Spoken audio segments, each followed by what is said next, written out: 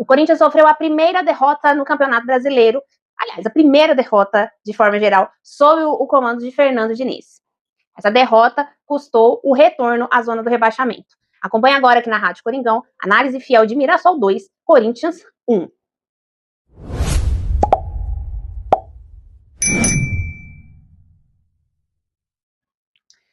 Pois é, numa rodada em que o Corinthians, se vencesse, poderia chegar à 10ª colocação, chegar aos 18 pontos, isso abriria 9 pontos de vantagem do Mirassol, que hoje é o 16º colocado na tabela, e distanciaria bastante o Corinthians na zona de rebaixamento. A derrota fez o inverso, aproximou o Mirassol do Corinthians, agora o Mirassol está apenas a 3 pontos do Corinthians, né? A gente fala a uma rodada de ultrapassar o Corinthians na tabela de classificação, e o Corinthians está dentro da zona de rebaixamento. O Corinthians não conseguiu aproveitar essa oportunidade, não conseguiu ganhar do Mirassol. É verdade que mesmo que o Mirassol não esteja fazendo a campanha como ele fez em 2025 no Campeonato Brasileiro, ainda é um time que está com o mesmo técnico, teve várias mudanças, mas já tem um sistema ali, uma filosofia implantada, o técnico conhece muito bem os seus jogadores, e conseguiu mobilizar muito o seu time. O Rafael Guanais conseguiu mobilizar o Mirassol para esse jogo contra o Corinthians, porque a gente vai falar de arbitragem, de erros, enfim, são lances, acho que um pouco interpretativos, e esse é o grande problema do futebol brasileiro, né, da arbitragem brasileira, essa falta de critério na interpretação, cada um interpreta de um jeito lances iguais. Então, para além desses erros de arbitragem, a gente teve um Mirassol que se impôs fisicamente diante do Corinthians. O Mirassol não deixou o Corinthians, principalmente no primeiro tempo, jogar. O Mirassol sufocou a saída de bola do Corinthians, fechou os espaços, dividiu todas as bolas possíveis e imagináveis. Então, você nunca via um jogador do Mirassol no mano a mano com o jogador do Corinthians. Onde estava a bola, onde tinha o jogador do Corinthians, tinha mais de um jogador do Mirassol fazendo pressão. O Corinthians teve muita dificuldade de sair para jogar no primeiro tempo. Em vários momentos o Hugo precisava bater o tiro de meta longo, porque não dava para sair jogando. E o Mirassol, ele combateu muito ao longo do jogo todo. Tanto que a gente vai olhar as faltas, no geral, ficou 19 faltas para o Mirassol contra 12 para o Corinthians. Mas no primeiro tempo, a diferença foi muito absurda. O Mirassol tinha 12 faltas e o Corinthians tinha 5. Então, assim, dentro de campo, o Mirassol também teve os méritos de não deixar o Corinthians jogar. E o Fernando Diniz, na entrevista coletiva, ele traz um aspecto ali, porque perguntam para ele, inclusive foi a pergunta do Bismarck, aqui da Rádio Coringão, sobre a questão física, se isso não pesou para o time do Corinthians, né? Tem os desfalques, mas essa sequência de jogos, o Fernando Diniz, ele gosta de um jogo muito intenso, o Corinthians tem feito jogos mais intensos do que costumava fazer, mas o Diniz, ele, na avaliação dele, faltou para o Corinthians uma postura mais mental, assim, sabe, de querer ganhar. Eu fiz essa leitura, ele não falou com essas palavras, porque ele disse assim, o físico, se fosse o físico a questão, o Corinthians não teria melhorado no intervalo, quando ele vai para o intervalo, não faz nenhuma alteração, mas o time volta com uma postura um pouco diferente do que no primeiro tempo. Então, o Fernando Diniz, ele falou na última entrevista, aliás, não sei se foi na penúltima entrevista coletiva, sobre que os times dele não poderia faltar vontade. Que técnica é passível de faltar, tática é passível de faltar, isso você consegue arrumar, você consegue ajustar, mas falta de vontade, você não tem o que fazer. E nas entrelinhas ele disse meio que faltou um pouco de vontade. Então a gente viu um Mirassol muito mais comprometido com o jogo, entendendo a urgência do jogo e o que esse resultado significaria, e um Corinthians que estava com uma urgência menor, embora ambos estivessem ali na zona de rebaixamento, porque o Corinthians vai para o jogo, no meio do jogo, né, o Corinthians entra na zona de rebaixamento por conta da vitória ali do Internacional. Então, o Corinthians tinha que ter entrado com um senso de urgência, e muitas vezes esse senso de urgência falta aos jogadores do Corinthians no Campeonato Brasileiro. Esse não é um problema do time do Diniz, esse é um problema do Corinthians, que aí a gente já discutiu em outro programa, já discutiu no Debatimão, já discutiu no Radar Coringão, que às vezes é um posicionamento institucional, larga o brasileiro e foca nas Copas, mas largar o brasileiro largado assim é muito arriscado, porque a gente sabe que talvez nem sempre o time grande vai conseguir dar a volta por cima, vai ficar patinando ali na zona de rebaixamento e talvez não consiga sair. Então, o Corinthians ele tem que dar um pouco de foco para o Campeonato Brasileiro. Não estou dizendo que o Corinthians tem que entrar no Campeonato Brasileiro querendo ser campeão, porque o elenco que o Corinthians tem não permite que o Corinthians sonhe com isso. O Corinthians tem que fazer escolhas. mas não pode fazer um campeonato tão ruim pensando no elenco que o Corinthians tem. É verdade que está tudo muito próximo. Essa zona ali, do 10º colocado até o 17º colocado, é muito próximo. Uma rodada pode fazer você subir várias posições, como pode fazer você cair várias posições. O Corinthians iria subir várias posições se ele tivesse ganhado o jogo, mas ele não conseguiu a vitória. Na próxima rodada, dependendo da combinação de resultados, o Corinthians pode sair da zona de rebaixamento e se afastar um pouco. Tá muito apertado. Mas o Corinthians precisa primeiro fazer a parte dele. Não pode ficar contando que o adversário não vai ganhar, que o adversário vai empatar e não vai se distanciar dele. O Corinthians tem que entrar com foco de, olha, até a pausa para a Copa, o Corinthians, a gente vai ter que ganhar os próximos 3 jogos que o Corinthians vai ter. São jogos difíceis. O Corinthians vai jogar contra o São Paulo, na Neoquímica Arena, que o histórico é muito favorável ao Corinthians, mas depois ele visita o Botafogo, um campo sintético, e depois ele recebe o Atlético Mineiro, que o Atlético Mineiro está tentando, assim como o Corinthians, uma recuperação no Campeonato Brasileiro. Inclusive, ganhou contra todos os prognósticos possíveis no último clássico que jogou contra o Cruzeiro. O Galo não era o favorito. Então, são confrontos com times que estão ali naquela zona intermediária junto com o Corinthians, mas são jogos difíceis. O Corinthians precisa dar um foco melhor ao Campeonato Brasileiro. Vamos falar do jogo. O jogo teve polêmicas, muitas reclamações por parte do Corinthians, e o grande problema é que, por exemplo, o lance do pênalti. Na minha concepção, aquilo não foi pênalti. Na minha concepção, o jogador do Mirassol sente o contato e se joga. Tem contato? Tem contato. Mas é um contato suficiente para o jogador cair? O que é isso? Interpretação. Na minha interpretação, não é suficiente. Na interpretação do juiz, foi o suficiente. E aí o VAR, que tem orientação de, em lances interpretativos, não interferir tanto, não interferiu. Não chamou o juiz para rever. Só que acontece que o VAR não teve critério. Por quê? Minutos antes, no começo do jogo quase, teve o Carlos Eduardo, que inclusive faz o gol de pênalti e depois dá o cruzamento pro segundo gol do Mirassol.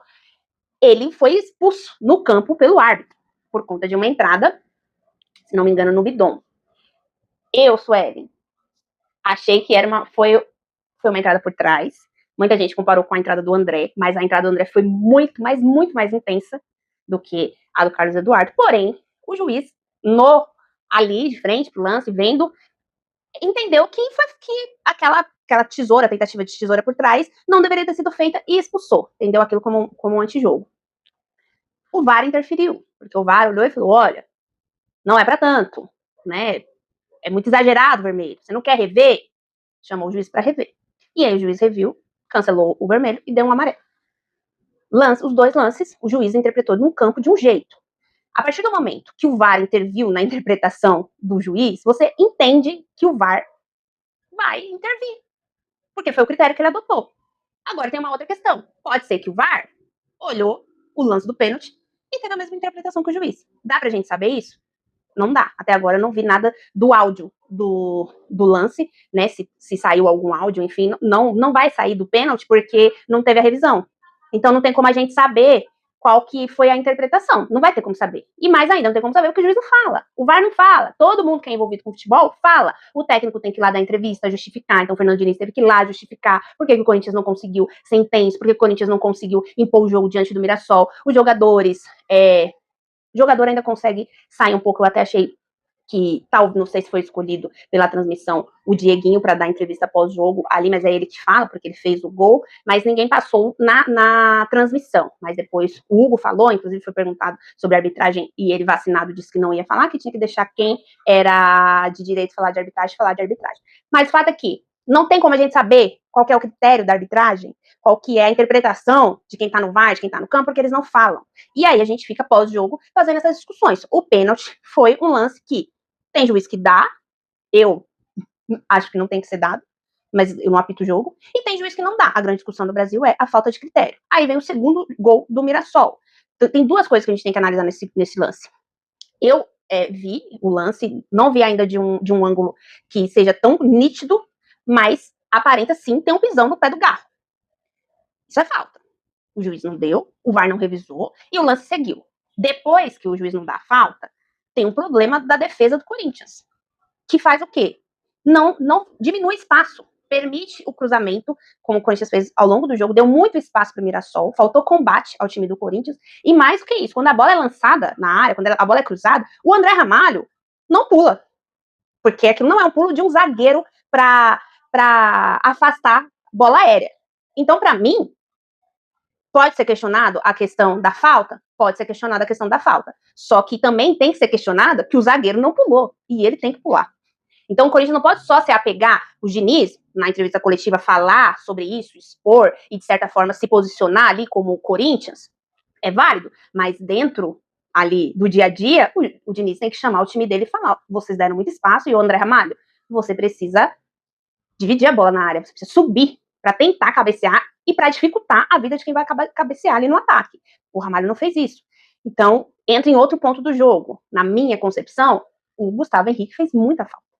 Não só nas bolas aéreas defensivas, mas também na ofensiva, que é num escanteio, numa falta, que ele sempre leva muito perigo. Mas defensivamente, que é a posição do Gustavo Henrique, o Gustavo Henrique, ele posiciona a defesa melhor, ele orienta melhor a defesa, e mais que isso, ele ganha a maioria das bolas aéreas. Ele fez muita falta. Soma-se a isso a questão do Ranieri ter sido deslocado para a direita. Ok, o Fernando Diniz ter feito isso, porque ele jogou bem contra o Vasco. Aí o Alan é escolhido para fazer primeira volância. O Alan também foi bem contra o Vasco, mas o Alan não jogou bem contra o Mirassol. O Ranieri não jogou bem contra o Mirassol. E aí você tem a ausência do André, que fez muita falta também no meio de campo. Entra o Matheus Pereira. O Matheus Pereira, nem de longe, entrou com a intensidade que o André tem. Inclusive, a gente discute o André porque o André exagera na intensidade. Precisa de um equilíbrio. Mas aí você tem um jogador que divide bola, que fecha espaço, que participa do jogo o tempo inteiro, com outro que não diminui espaço, não combate, errou algumas coisas, inclusive um contra-ataque. O Matheus Pereira matou um contra-ataque das poucas possibilidades que o Corinthians teve de contra-ataque. O Corinthians conseguiu espaço, o Matheus Pereira matou. Chegou no pé dele, a jogada morreu.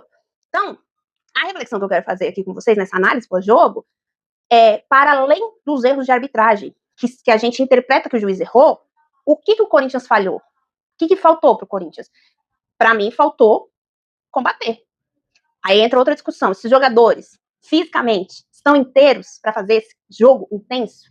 Era melhor o Diniz ter mesclado mais? Mas aí a gente pensa, o André Ramalho não está com sequência. O Matheus Pereira não está com sequência. O Alan não está em jogado, mas nem de longe é uma sequência desgastante. Poderiam entregar mais, mas aí tem o coletivo. Aí você tem o resto dos jogadores, você tem o Bidon, você tem o Gal, você tem o Yuri. O Bidon não conseguiu ser participativo, não conseguiu ser intenso. Faz diferença no jogo coletivo. O Garro, o Mirassol, marcou de perto o Garro. O Mirassol não deu espaço para o Garro. Se o Garro não tem espaço, se toda hora ele está sendo travado com falta, não tem jogo. E o Mirassol, quem que tem que coibir a falta? Teve lá 19 faltas. Até poderia ter tido mais. Eu vi discussão hoje falando, o juiz picotou demais o jogo, mas o Mirassol também deu motivos para esse jogo ser picotado, porque teve falta que o juiz não deu e que, pelo amor de Deus, deveria ter dado. Aí a gente fica nessa discussão, que é o jogo mais fluido, mas também vai virar um MMA, o futebol. Então, são tantas coisas para se levar em consideração nessa derrota do Corinthians, que é muito raso a gente falar que o Corinthians perdeu por conta da arbitragem. Ele foi prejudicado por conta da arbitragem, foi prejudicado. É óbvio que um 2-0 é muito complicado. E você tem a questão também dos jogadores irem murchando durante o jogo, de ver, o juiz expulsa um jogador que era uma coisa que iria favorecer o Corinthians, ele vai lá e volta. Aí no pênalti que é contra o Corinthians, o juiz não tem a oportunidade de rever o lance no VAR. Então isso vai minando também o jogador. Foram várias coisas que contribuíram para esse jogo do Corinthians. Mas tem a responsabilidade do Corinthians também. Tem a responsabilidade dos jogadores que, mais uma vez, entraram no jogo e não conseguiram mostrar que o Corinthians pode contar com eles. Então, eu imagino que o Fernando Diniz olhe e pensa, se eu tiver um problema com o André Ramalho, aliás, se eu tiver um problema com o Gustavo Henrique, eu vou ter sérios problemas na defesa. Como é que eu vou resolver isso? Como é que eu faço pro André Ramalho ser o jogador que ele foi em 2024? Como é que eu faço pro Matheus Pereira ser intenso? Como é que eu faço pro Matheus Pereira poder ser um substituto à altura do André? O Corinthians não tinha o Carrilho também. Obviamente, o Carrilho, questão de intensidade não é referência. Mas ele seria a primeira opção também. Não seria o Matheus Pereira, porque o Fernando Diniz, inclusive, não tem usado o Matheus Pereira. O Matheus Pereira entra quando as primeiras opções do Fernando Diniz já estão em campo ou não podem ser utilizados. Enfim, Corinthians Não vou dizer que ele se complicou tanto no Campeonato Brasileiro, porque eu falei aqui durante a análise que tá muito bagunçada essa zona do 10º até o 18º, tá tudo muito próximo. Então o Corinthians pode, com 2 rodadas, fazer 2 bons jogos e se distanciar da zona de rebaixamento. Só que começa a trazer uma pressão desnecessária. Então, o Corinthians, antes de ter mais um confronto pelo Campeonato Brasileiro, que vai ser o majestoso, ele vai jogar contra o Santa Fé fora de casa. E aí, eu quero que você deixe aqui a sua opinião. Se você fosse Fernando Diniz, o que você faria? Você, pensando que o Corinthians tem 3 vitórias na Copa Libertadores, que um empate é o suficiente para o Corinthians garantir classificação na próxima fase, e aí seria só uma questão de em primeiro ou em segundo lugar.